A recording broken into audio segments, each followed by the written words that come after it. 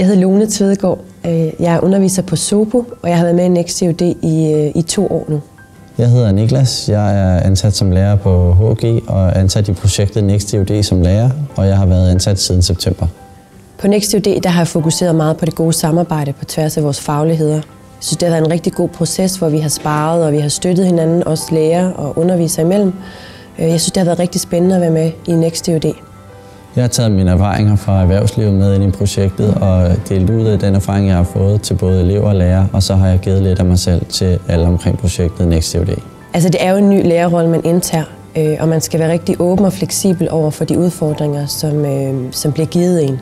Det positive sammenhold mellem elever, lærere og kollegaer skaber man ved at være sammen om noget og skabe noget sammen, og det føler jeg, at vi gør her på Next CUD. Personligt har jeg prøvet at skabe rammerne om, at eleverne selv er ansvarlige for deres egen læring, og jeg dermed har været faciliterende for, at de selv har kunne skabe deres egne projekter, og derved har de været elevstyret læring. Det handler om at sætte krav til de rammer, vi har. Det, der har været unikt på Next CUD, er, at vi har haft morgenbriefing og debriefing, og også undervisere iblandt har kunne mødes og snakke om, hvordan dagen har gået. Man kan jo ikke skabe noget nyt, hvis man ikke prøver noget nyt af. Og jeg tror, at den her tryghed ved både skoleledelse og ved kollegaer er helt nødvendig. Jeg har fået rigtig meget ud af at arbejde på Next CUD. Jeg har taget en masse gode idéer og erfaringer og sparring med fra kollegaer overordnet, men også eleverne.